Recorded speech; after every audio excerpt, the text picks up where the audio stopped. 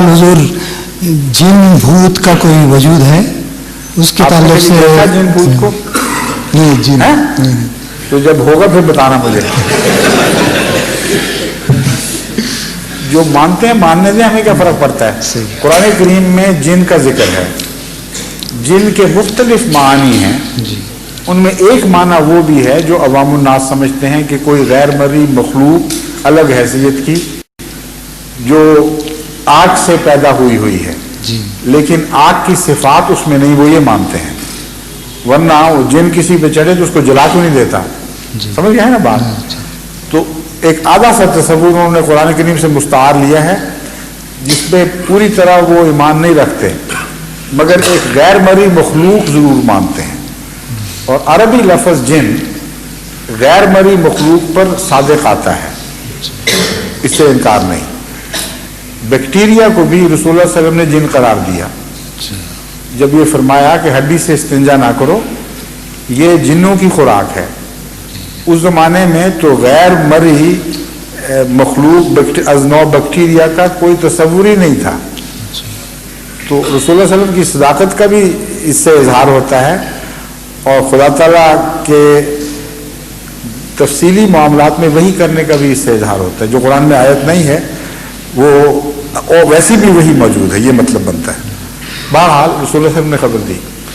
اب ہمیں معلوم ہوا کہ اس سے مراد جراثیم تھے، کیونکہ ہڈی جراثیم کی خوراک ہے، ان کو آپ جن قرار دے رہے ہیں.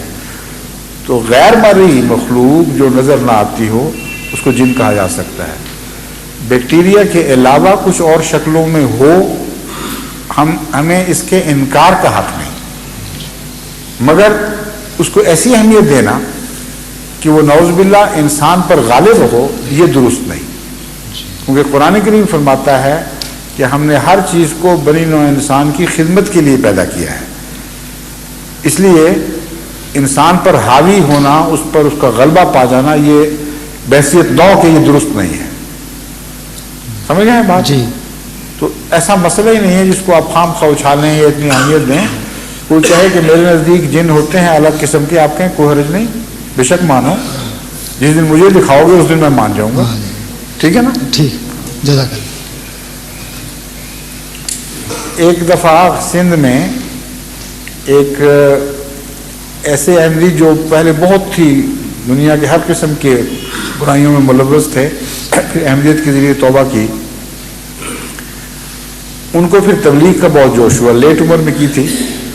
ایک دفعہ ان کا مناظرہ ہو گیا ایک پیر کے مرید سے،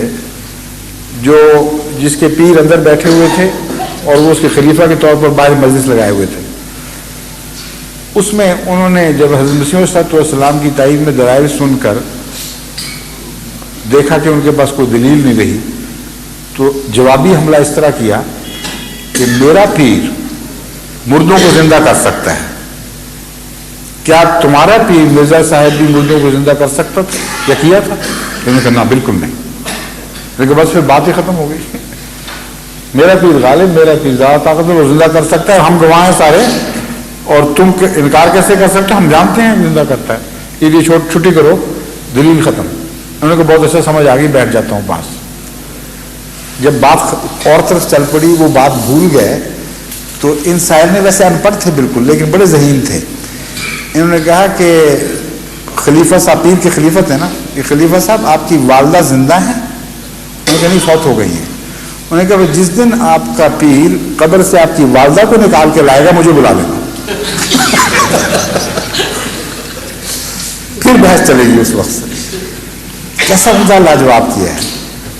تو اگر کوئی بہت ہی زیادہ جنوں کا قائل اور شائق ہو، اس کو آپ کہیں کہ جس دن جن آئے گا مجھے بلا لانا.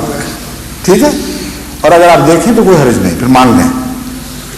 احمدی عقیدے کے خلاف نہیں ہے یہ. ہم تو یہ کہتے ہیں کہ اکثر صورتوں میں جن کا مطلب اور ہے. یہ صورت بھی ہمیں قبول ہے اگر ہو تو، لیکن ایمان لانا ضروری نہیں جن پر. سمجھ گئے؟ آگے